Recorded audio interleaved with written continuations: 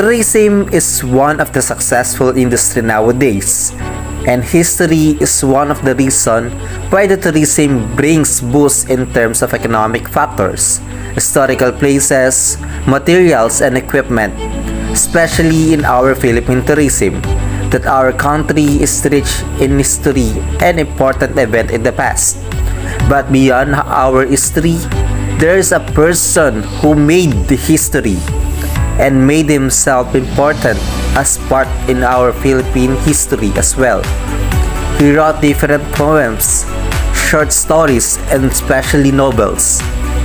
He was known with his knowledge and expertise, not just in writing, but also in medicine. None the other than but our national hero, Jose Protasio Rizal Mercado E. Alonso Rialonda. But the question is, what is the significance of Dr. Jose Rizal in tourism and hospitality-related industry?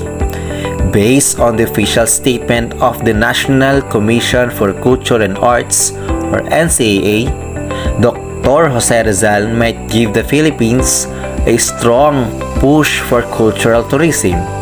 They address that our national hero has a big impact in our cultural tourism because of his excellency and his part in making the culture in our country. That is why there are so many places that have been preserved and protected because of its value in the culture and in our history. Anywhere we go, there is a monument, frame, or even a photograph that keeps on reminding us with his greatness and love for our country. Do we imagine on how many monuments have been made just for him? According to Gerald, a person who decided to visit and count the monument of Rizal in our country and abroad, he has visited 160 of his monument in the Philippines and abroad and still counting. Example of monument in different places. One of the best example and one of the famous monument and park in the world is the Rizal or Luneta Park, formerly called Luneta, from the French word lunette, which means a crescent-shaped fort. It was the site of La Calzada, the social hub of Manila's elite. It was also used by the Spaniards as an execution ground for rebels and activists. Dr. Rizal was executed in Rizal Park on December 30, 1896. Rizal Park is located at the northern end of Rojas Boulevard in Manila. It is spread out over 60 hectares of open lawns, ornamental gardens, paved walks, and wooded areas. It was officially named Rizal Park after the name of Dr. Jose Rizal, our national hero, as an honor and tribute to him. Aside on Luneta, there are so many monuments that have been spread internationally. First, Madrid in Spain.